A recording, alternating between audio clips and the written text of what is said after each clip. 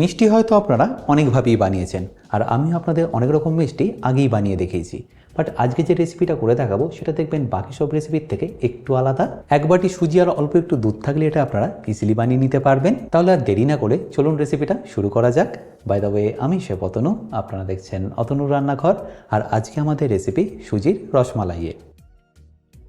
তাহলে সুজির রসমালাই বানানোর জন্য সবার প্রথম আমি এখানে মালাইটাকে রেডি করে নেবো। তার জন্য আমি এখানে নিয়ে নিয়েছি 500 মিলি দুধ।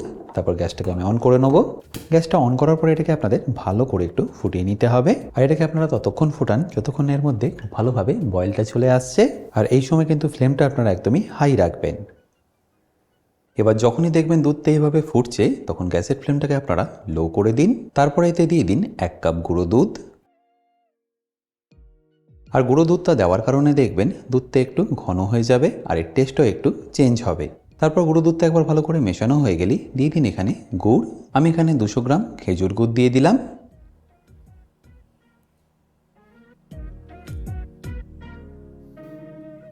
আর গুড়টা দেওয়ার পর এটাকে আপনাদের ভালো করে মিশিয়ে নিতে হবে। দেখুন দুধের কালারটা কত সুন্দরভাবে চেঞ্জ হয়ে গেছে। আর এটাকে কিন্তু আপনাদের খুব বেশি ঘন করা যাবে না, কারণ খুব বেশি ঘন করলে সুজির রসমালাইগুলো এই মালাইটাকে কিন্তু সোক করতে পারবে না। তাই যখনই দেখবেন এইভাবে একবার ভালো করে ফুটে গেছে তখন এখানে গ্যাসটাকে বন্ধ করে দিন। আর গ্যাসটা বন্ধ করার পরে আমি এর মধ্যে অল্প একটু এলাচ গুঁড়ো দিয়ে এটাকে একবার ভালো করে মিশিয়ে নিই, সাইডে রেখে দেবো পরে ব্যবহার করার জন্য।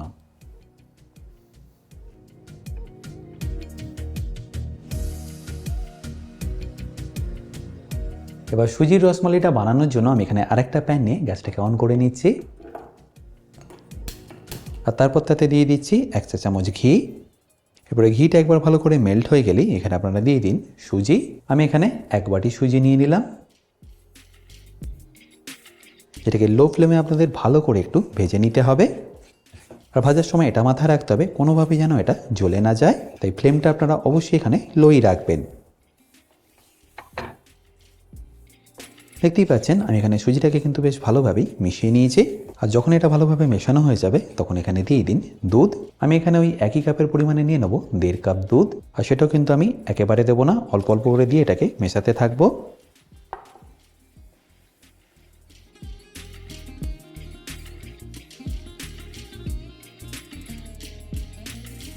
দেখতেই পাচ্ছেন এখানে 1 বাটি দুধ কিন্তু আমি অলরেডি মিশিয়ে দিয়েছি।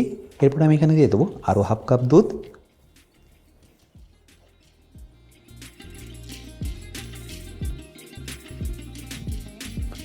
তারপর ফ্লেমটাকে মিডিয়াম রেখে এটাকে ভালো করে মিশিয়ে নেবো। আচ্ছা, এই মেশানোর সময় আপনাদের এখানে দিয়ে দিতে হবে চিনি। আমি এখানে 2 বড় চা চামচ গুঁড়ো চিনি ব্যবহার করলাম, যেটাকে আমি ভালো করে মিশিয়ে নেবো।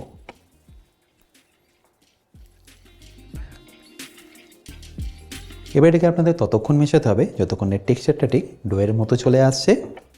আর মেশানোর সময় এটাও আপনাদের মাথায় রাখতে হবে যেন এর মধ্যে কোনো রকম লাম্পস না আসে। আচ্ছা, এই স্টেজে আমি এখানে অল্প একটু এলাচ গুঁড়ো দিয়ে দেবো। তারপর আবার এটাকে মেশাতে থাকুন।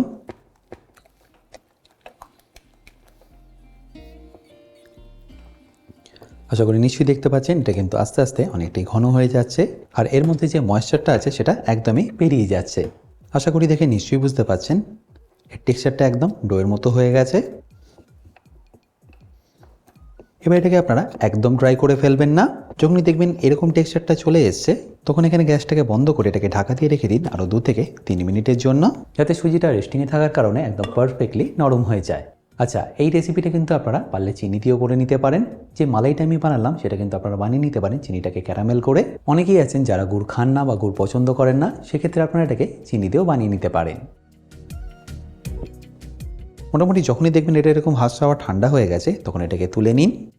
আর তারপর একটা বোলের মধ্যে নিয়ে এটাকে ভালো করে মেখে নিন। আর তার আগে আপনাদের এর মধ্যে দিয়ে দিতে হবে অল্প একটু বেকিং পাউডার, যাতে এটা ভাজার পরে খুব ভালোভাবে ফুলে ওঠে। তারপর এটাকে ভালো করে মেখে নিন। আর ততক্ষণ মাখুন যতক্ষণ এটা পারফেক্টলি স্মুথ হয়ে যাচ্ছে। টেক্সচারটা পারফেক্ট আনার জন্য আমি এর মধ্যে দিয়ে দিচ্ছি অল্প একটু ময়দা। তারপর এটাকে ভালো করে মেখে নিন।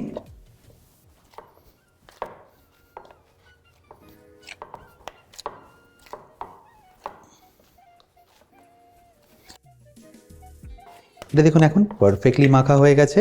আর টেক্সচারটা দেখুন এখন কতটা সফট আছে। ব্যাস এবারের মধ্যে থেকে আমি অল্প অল্প করে লেচি কেটে একটা করে রসমালাই বানিয়ে নেবো। আর এটা বানানোও খুব সিম্পল, জাস্ট হাতের মধ্যে এইভাবে ঘুরিয়ে নিয়ে হালকা একটু চেপে দিন। দেখুন ঠিক এইভাবে। এবারে একইভাবে আমি বাকিগুলো বানিয়ে নিচ্ছি।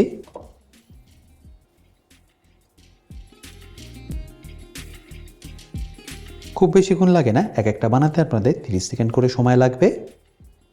দেখুন। আর এই রসমালাইগুলো ভাজার জন্য দেখুন আমি এখানে তেল কিন্তু আগে থেকেই বসিয়ে রেখেছি। তাহলে আমার এখানে সবকটা রসমালাইরই কিন্তু ভালোভাবে শেপ দেওয়া হয়ে গেল। আমি এখানে যতটা সুজির পরিমাপ নিয়েছিলাম তাতে এখানে আমি টোটাল বানিয়ে নিয়েছি 12টা রসমালাই, যেটাকে আমি ডাইরেক্টলি এবার ফ্রাই করে নেব। এটা ভাজার জন্য তেলের টেম্পারেচারটা কিন্তু আপনারা একদম লো রাখবেন, আর তারপর ব্যাচ ওয়াইজ এটাকে ভেজে নেবেন।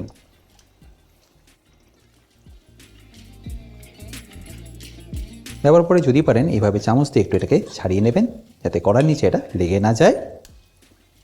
আর তারপর উল্টে পাল্টে এটাকে একদম লাল লাল করে ভেজে নিন।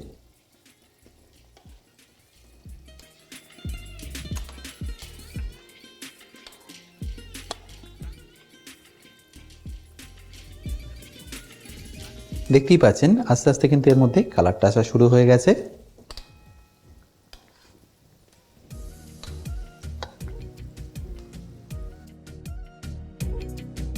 আর এরপর যখনই দেখবেন এটা পারফেক্টলি ভাজা হয়ে যাবে তখন এইভাবে এটা উপরে ভেসে উঠবে।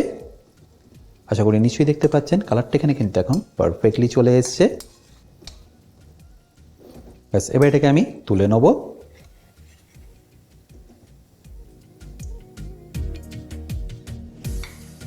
এবার ফার্স্ট ব্যাচটা হয়ে যাওয়ার পরে আমি এখানে সেকেন্ড ব্যাচটাকে ওই একইভাবে ভেজে নেব।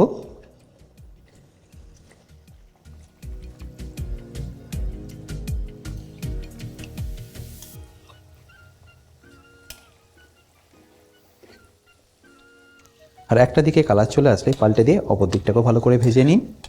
দেখতেই পাচ্ছেন প্রত্যেকটা একদম পারফেক্টলি হচ্ছে।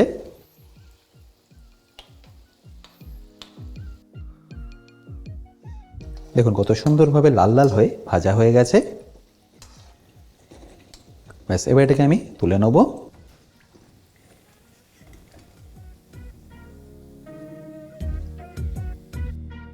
তাহলে আমার এখানে সবকটাই কিন্তু ভাজা হয়ে গেল। এবার মালাইটাকে আপনাদের ভালো করে আরও একবার গরম করে নিতে হবে। আর যখন এর মধ্যে একবার বয়েল আসবে তখন এখানে সুজির রসমালাইগুলোকে আপনাদের দিয়ে দিতে হবে। দুধটা ভালো করে গরম না হলে সুজির মধ্যে কিন্তু ভালোভাবে রসটা ঢুকবে না বা মালাইটা ঢুকবে না।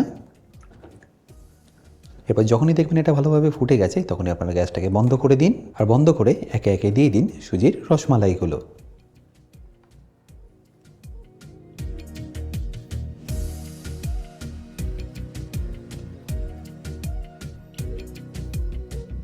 দুধে দেওয়ার পরে দেখুন এগুলো কিন্তু ভাসছে, যদি না ভাসে তাহলে কিন্তু এটা প্রপারলি ভেতর থেকে কুক হয়নি। আর দুধে দেওয়ার পর এটাকে একবার এইভাবে পাল্টে দিন, যাতে সম্পূর্ণটা দুধের মধ্যে ভালোভাবে ডুবে যায়।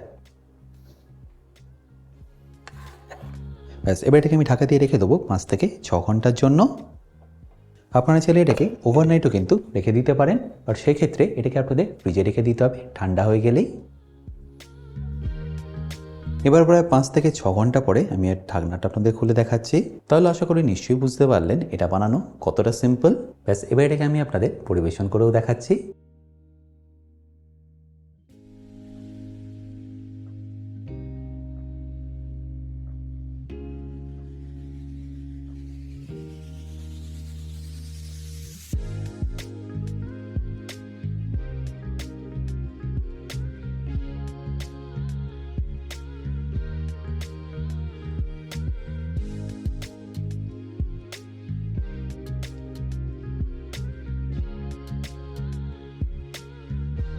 আশা করি সম্পূর্ণ রেসিপিটা আপনাদের নিশ্চয়ই ভালো লেগেছে, আর যদি ভালো লেগে থাকে অতি অবশ্যই কিন্তু আমাকে কমেন্টে জানাতে ভুলবেন না।